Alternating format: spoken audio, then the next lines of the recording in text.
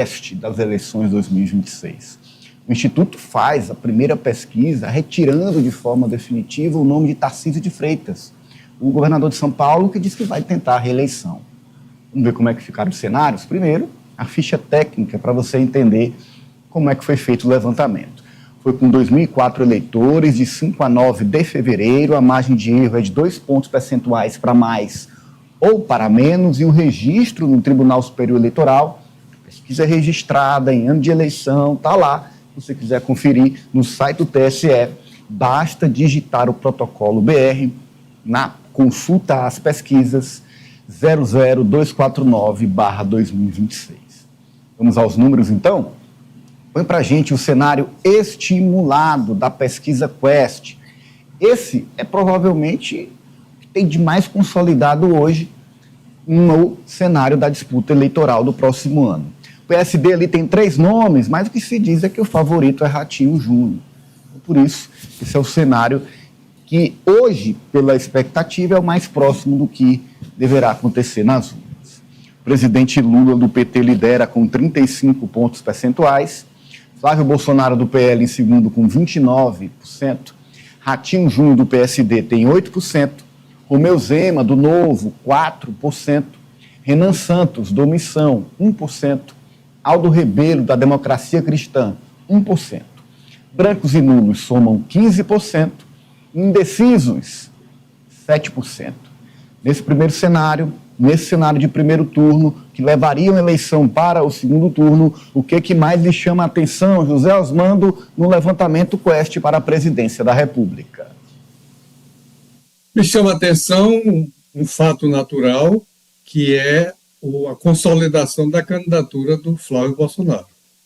Acho que com esse desempenho que ele conseguiu firmar na opinião pública, e que está revelado na pesquisa, mostra que as outras candidaturas são apenas tentativas de ensaio, mas que não vão prosperar em nada.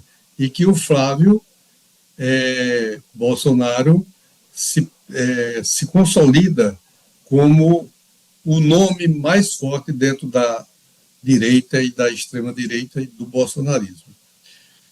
Isso afasta totalmente a possibilidade do Tarcísio de Freitas tentar novamente ser candidato, até porque já começaram a sair pesquisas também. Eu acho que a própria Quest hoje já analisa o quadro estadual lá em São Paulo, onde ele aparece na frente, e eu acho que o fato mais marcante é essa consolidação de que o Flávio Bolsonaro, conseguindo ou não o apoio dos demais pretensos candidatos, é o nome firmado dentro das oposições. Acho que o presidente Lula se mantém numa boa posição, não sai da sua margem de intenção de voto revelada nas pesquisas anteriores, está dentro desse universo, sobe um pouco, baixa um pouco, mas sempre dentro do universo que ele já conquistou. E é natural que, nesse crescimento, tenha diminuído a diferença que agora está entre o Lula e o Flávio Bolsonaro, de apenas 6 pontos.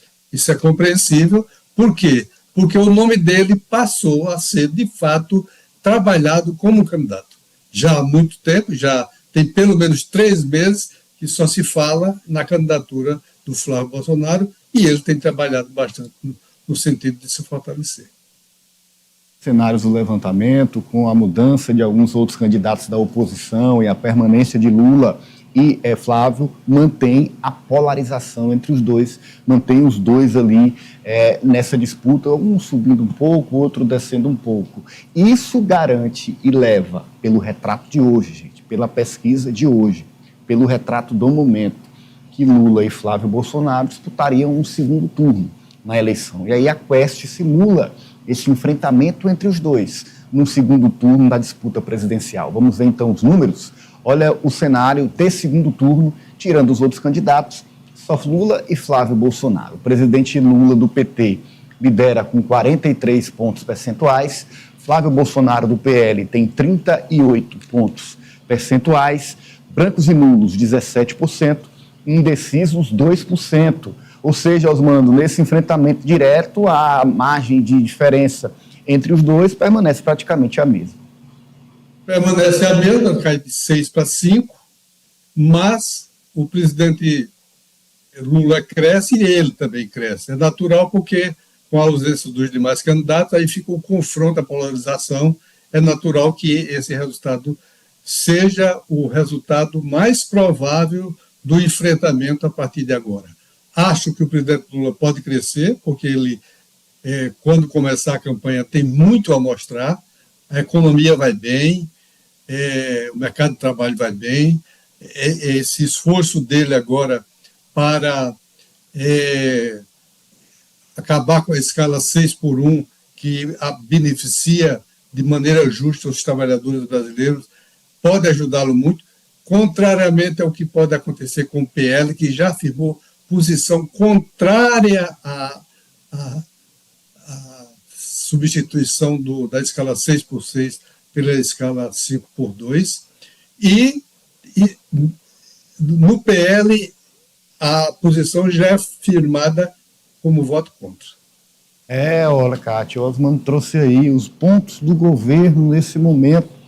Tem uma população com pleno emprego, tem a inflação controlada, tem os programas do governo funcionando, Bolsa Família pagando o maior valor da sua história, programas novos como o programa que garante a permanência dos jovens nas universidades, com o pé de meia, ações do governo em várias áreas, tem muito para mostrar. Mas até aqui isso não tem sido visto pelas pessoas. O governo permanece ali, sobretudo naquele confronto nas redes sociais, sendo engolido pela narrativa da direita, narrativa que é a base de sustentação dessa candidatura aí, dos nomes colocados, em especial agora o de Flávio Bolsonaro. Vai ser uma disputa ferrenha, Cátia. Sim, acho que o resultado com certeza o resultado dessa pesquisa surpreendeu muitos, né? Até mesmo além da órbita do presidente, porque aí nós temos o filho, que a gente pode dizer mais inexpressivo de Jair Bolsonaro disputando. E ainda assim ele está, ao contrário do que eu mesmo imaginei, que ele não chegasse não passasse dos 35, e já passou, e ainda vai caminhar bastante, até um pouco tempo atrás era um nome dúvida, agora é que é certeza, tanto que saiu o nome do Tarcísio da disputa.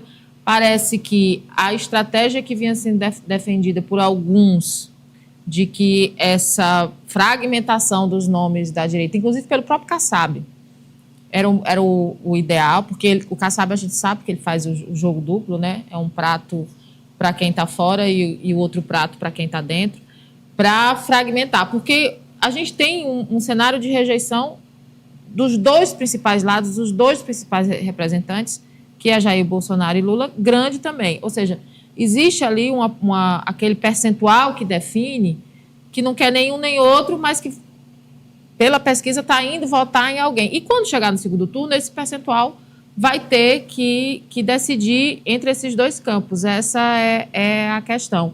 E aí entra isso que você me perguntou, Ananias. Existe o fato e a percepção do fato. E o que ganha a eleição é a percepção do fato. Né? E nesse jogo da percepção do fato, a extrema-direita, a família Bolsonaro, essa turma, ela trabalha melhor do que realmente a esquerda e o governo. Cíntia.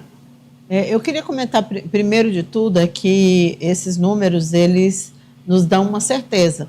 O Bolsonaro estava certo ao apostar na candidatura de um filho qualquer, porque eu acho que, no caso, quem é o filho não faz a menor diferença. Aí as pessoas estão votando no Bolsonaro. E ele comprou briga com todo o campo ideológico que o apoia, da direita, comprou briga com a própria mulher, Sim. Né? Tanto que a família está toda dividida. E mesmo com toda essa divisão, o nome que ele escolheu, que é o desse filho, como a Kátia disse, o mais inexpressivo, aquele... Menos se envolve em polêmica, né? Imaginando esse rapaz no debate. Ele é essa pessoa. Outra coisa que eu acho interessante é o Ratinho Júnior. Tem que ver como ele vai se comportar na campanha. É o nome dele aí, né, que aparece? Não, é a simulação do segundo turno. Não, desculpa. Ele está lá no primeiro turno. Põe para a gente a cartela do primeiro turno. Como ele vai aparece se comportar. com 8%. Por que eu digo isso? Ele vai ser uma opção para quem? Para a bolha ou para o Brasil?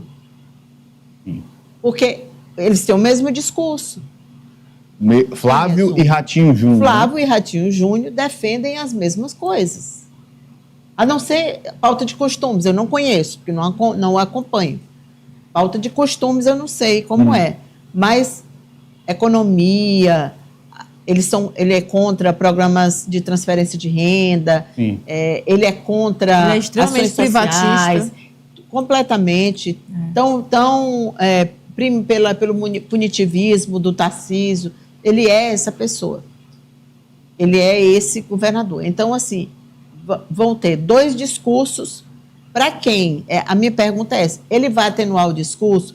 Vai ficar mais para o centro? Eles vão disputar o mesmo eleitorado? Eu acho que isso é muito importante para esse quadro, porque eu creio que ele pode ser um nome que vai crescer bastante. E dependendo do que ele falar, ele pode roubar muitos votos do Flávio Bolsonaro. Entre eles da direita, tem pesquisa entre eles, que é o que tem a menor rejeição. Entre eles. Também é o menos conhecido, né? Exatamente. Também tem isso. Por isso, muitos defendiam que fosse ele. Para apresentar um discurso novo diante da polarização. Mas assim, e aí, outra coisa, a gente está vendo isso com o filho e sabendo que Michele ainda estava melhor que todos eles. Se a candidata fosse ela, o número seria outro. Será?